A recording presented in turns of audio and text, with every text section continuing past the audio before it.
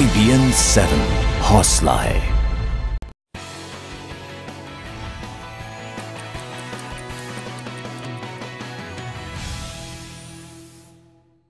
नमस्कार, मैं हूं पंकज भार्गव। देश दिन भर में हम आपको दिखाएंगे देश के कोने कोने की खबर, और ये खबरें आप तक पहुंचा रही है नेटवर्क 18 के 2000 संवाददाताओं की टीम। 2000 रिपोर्टर हर दिन आपके इलाके की हर बड़ी खबर आप तक पहुंचाएंगे, सबसे सटीक और सबसे पहले। देश की जानी मानी अलीगढ़ मुस्लिम यूनिवर्सिटी के वाइस चांसलर के बयान पर विवाद हो गया है। वाइस चांसलर जमीरुद्दीन शाह ने यूनिवर्सिटी की लाइब्रेरी में लड़कियों की एंट्री को लेकर अजीबोगरीब बयान दिया है। अलीगढ़ मुस्लिम यूनिवर्सिटी के वाइस चांसलर ने कहा है कि अगर यूनिवर्सिटी लाइब्रेरी में लड़कियों को प्रवेश दिया गया तो लड़के आकर्षित होकर 4 गुना ज्यादा संख्या में पहुंचेंगे। हालांकि मामला बढ़ता देख वीसी जमीरुद्दीन शाह ने सफाई देते हुए कहा कि उसके पीछे अनुशासन नहीं बल्कि कम जगह का मसला है। अगर लड़कियां लाइब्रेरी में आएंगी तो इससे 4 गुना ज्यादा लड़के आएंगे और वहां अफरा तफरी की स्थिति रहेगी। और यहाँ पे 5 से 6 हजार लड़का रोजाना आता है, समझ रहे हैं।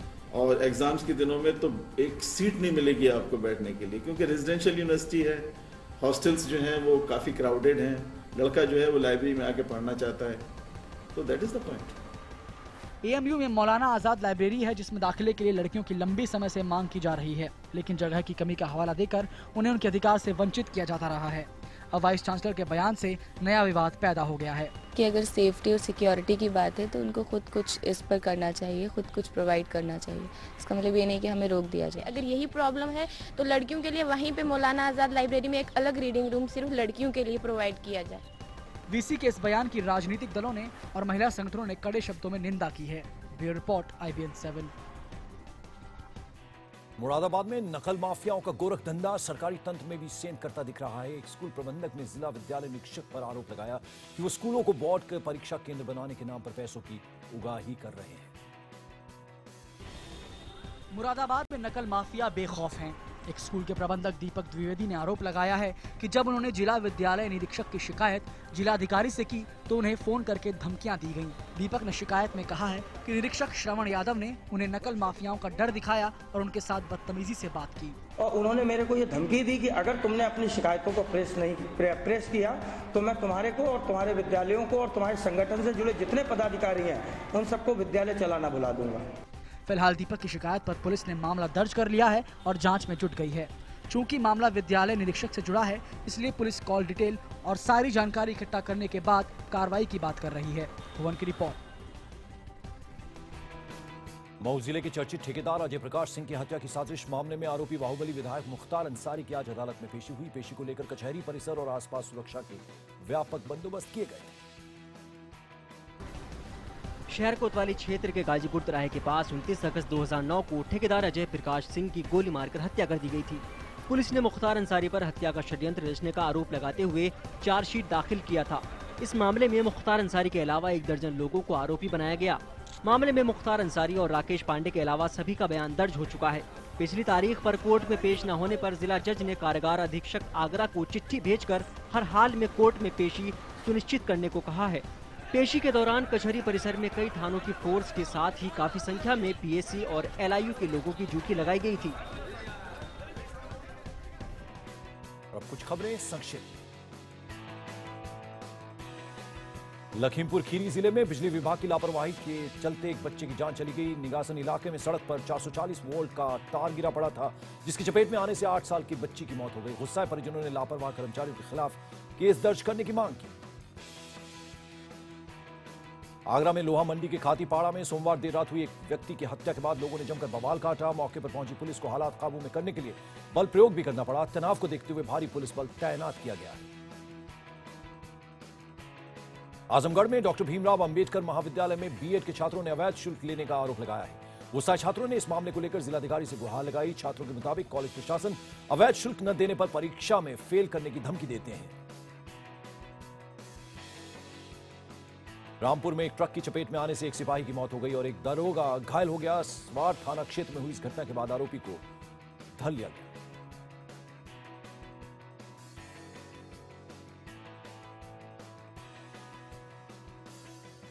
और अब दिल्ली की खबरों के लिए चलते हैं पुनीत त्रिपाठी के पास।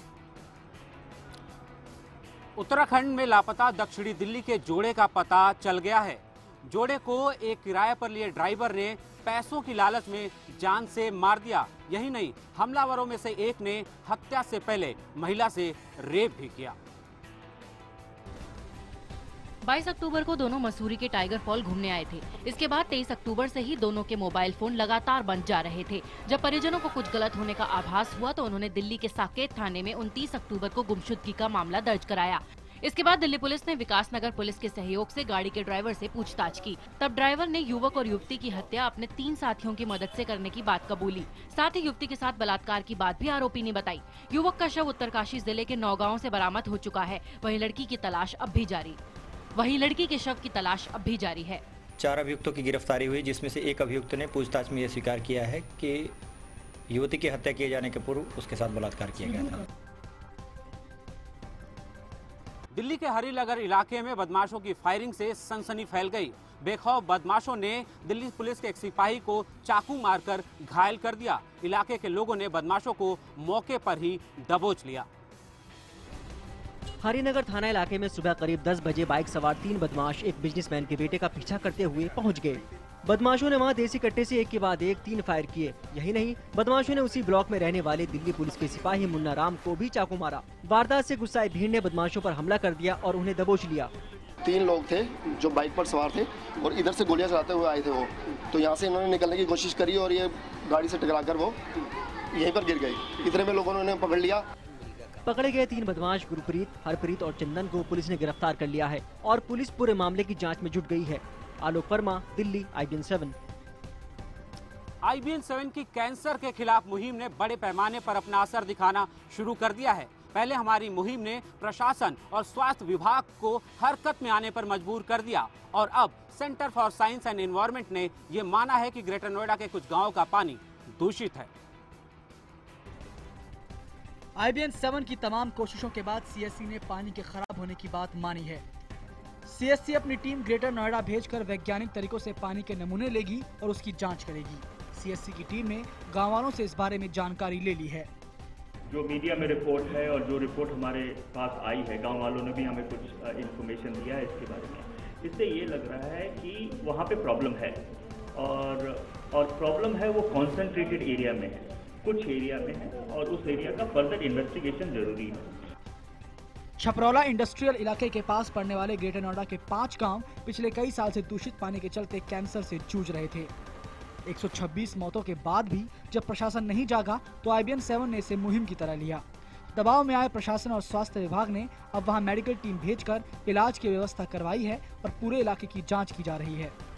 Amit Pandey, Greater Noida, IBN 7। महाराष्ट्र की खबरों के लिए चलते हैं मुंबई, हमारे सहयोगी दिनेश के पास।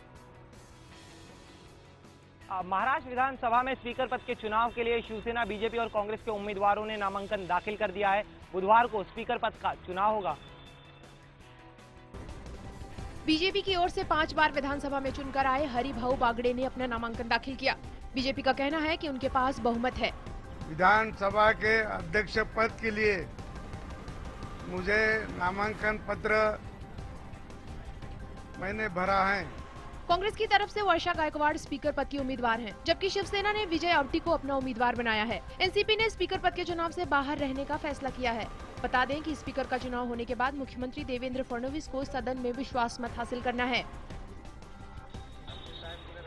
प्रधानमंत्री नरेंद्र मोदी के स्वच्छ भारत अभियान में अब ICICI बैंक की CMD चंदा कोचर भी जुड़ गई है। आज मुंबई में उन्होंने बैंक परिसर के बाहर झाड़ू लगाकर अभियान में साथ दिया। चंदा कोचर ने मुंबई स्थित अपने दफ्तर में झाड़ू लगाई और अपने सहयोगियों को भी साफ सफाई रखने के लिए प्रेरित किया। चंदा कोचर ने भी इस मुहिम को आगे बढ़ाने के लिए फिल्म अभिनेत्री विद्या बालन समेत 8 महिलाओं और पूरी ICICI टीम को नॉमिनेट किया। I think that's a great initiative to create consciousness amongst all of us. A consciousness to keep our surroundings clean, to keep our surroundings hygienic. उन्होंने कहा कि अब अगले 365 दिनों तक बैंक में ये मुहिम चलाई जाएगी। कोचर ने इस अभियान को PM की बेहतरीन कोशिश बताते हुए इससे जुड़ने पर खुशी जताई। आगे की खबरें बताएंगे मेरे सहयोगी भवानी।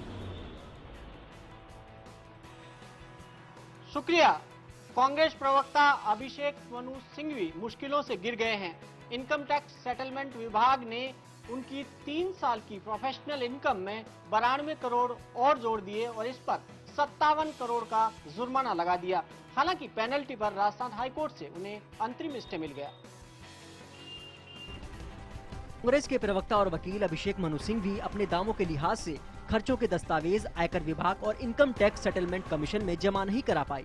सिंघवी ने कमीशन को बताया था कि 2012 में उनके चार्टेड अकाउंटेंट के ऑफिस में दीमकों ने हमला कर दिया था और सारे दस्तावेज और वाउचर दीमक खा गए।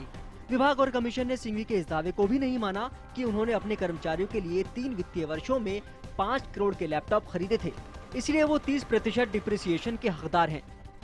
कमीशन का मानना है कि सैलरी शीट के मुताबिक उन्होंने अपनी सहायता के लिए 14 वकीलों की टीम रखी है। ऐसे में लैपटॉप पर 5 करोड़ के खर्च के लिए उन्होंने 40,000 की दर से 1250 लैपटॉप खरीदे होंगे।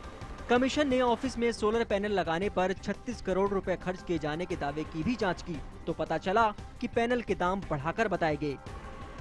सिंघवी को जवाब पेश करने के लिए 2 हफ्तों का वक्त दिया गया है। जवाब के बाद हाईकोर्ट इस मसले पर फैसला कर सकता है। जयपुर के प्रतापनगर इलाके में एक युवक की धारदार हथियारों से हमला कर हत्या कर दी गई। घटना जगतपुरा रोड पर हुई। यहाँ मारा गया दौलतराम अपने 5 दोस्तों के साथ शराब पार्टी कर रहा था और उन्होंने फोन कर एक कॉल गर्ल भी बुला ली थी, लेकिन शराब के नशे में उन्होंने कॉल गर्ल के साथ मारपीट शुरू कर दी और कॉल गर्ल ने अपने साथियों को मौके पर बुला लिया। कॉल गर्ल के साथियों को मौके पर आता देख दौलतराम के साथी तो वहाँ से भागने में सफल हो गए, लेकिन दौलतराम को उन्होंने पकड़ लिया और चाकू और दूसरे और धारदार हथियारों से वार कर दौलतराम की हत्या कर दी। घटना के बाद सभी आरोपी वहां से फरार हो गए।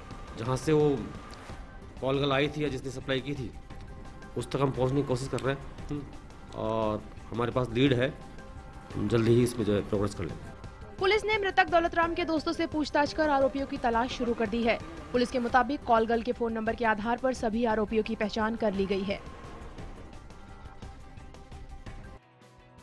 और सोमवार को दिल्ली अजमेर शताब्दी एक्सप्रेस ट्रेन हादसे का शिकार होने से बच गई। दरअसल 110 किलोमीटर प्रति घंटे की रफ्तार से दौड़ रही ट्रेन का एक पहिया आधा टूटकर गिर गया था और ये ट्रेन 8 किलोमीटर तक इसी तरह दौड़ती रही। रेलवे ने मामले की जांच के आदेश दे दिए हैं। जोधपुर नगर निगम चुनावों के लिए नामांकन के आखिरी दिन सुबह से ही कलेक्ट्रेट में जमावड़ा लगा रहा। तमाम प्रत्याशी अपने अपने समर्थकों के साथ निर्वाचन कार्यालय पहुंचे और अपना नामांकन दाखिल किया।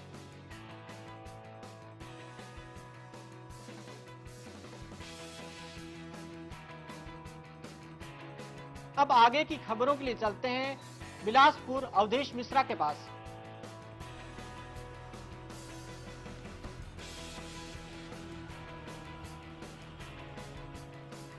छत्तीसगढ़ के बिलासपुर में स्वास्थ्य महकमे की लापरवाही जानलेवा साबित हुई। शनिवार को सरकारी नसबंदी शिविर में हुए ऑपरेशन के बाद अब तक 10 महिलाओं की मौत हो गई है। प्रधानमंत्री मोदी ने स्वयं सीएम रमन सिंह से जानकारी ली और मामले में सख्त कार्रवाई के निर्देश दिए हैं। छत्तीसगढ़ के अस्पतालों में नसबंदी के दौरान 9 महिलाओं की मौत के बाद हड़कंप मच गया। 50 से ज्यादा महिलाओं का इलाज अलग अलग अस्पतालों में जारी है। इनमें से 30 महिलाओं की हालत गंभीर बताई जा रही है, जिन्हें प्राइवेट अस्पतालों में रेफर किया गया है। 8 नवंबर को नेमीचंद अस्पताल में 83 महिलाओं का ऑपरेशन किया गया था। ऑपरेशन के बाद इन्हें दवाइयां देकर छुट्टी दे दी गई। घर पहुंचते ही महिलाओं को उल्टी होने लगी। क्रिमिनल केस दर्ज पहली बार हो रहा है। जांच के लिए हमने 3 लोगों की कमेटी बनाई है। ब्लड की रिपोर्ट भी आ जाएगा और मुझे लगता है ये कमेटी को बहुत ज्यादा जांच नहीं करना है, महीने भर के पहले इसकी जांच की रिपोर्ट आ जाएगी। बताया जा रहा है कि एनेस्थीसिया देने के लिए ऑपरेशन के दौरान विशेषज्ञ मौजूद नहीं थे। नहीं, स्टरलाइज करने के बाद ऑपरेशन के लिए कुछ समय का गैप देना होता है, जबकि ऐसा नहीं किया गया। माना जा रहा है कि इसी वजह से इन्फेक्शन फैल गया। मुख्यमंत्री ने घटना की जांच के आदेश दे दिए हैं। मृतक महिलाओं के परिजनों को 4 लाख रुपए मुआवजे का ऐलान किया गया है और सभी डॉक्टरों के खिलाफ FIR दर्ज की गई है। प्रशांत सिंह की रिपोर्ट।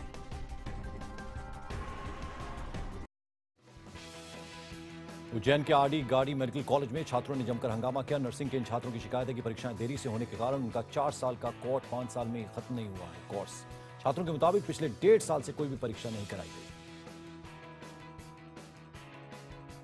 उज्जैन के सराफा बाजार में एक डेयरी में आग लगने की वजह से अफरा तफरी मच गई। जब तक फायर ब्रिगेड की टीम मौके पर पहुंची तब तक पूरी डेयरी खाक हो चुकी थी। आगजनी की इस घटना में लाखों रुपए का नुकसान का अनुमान लगाया जा रहा है।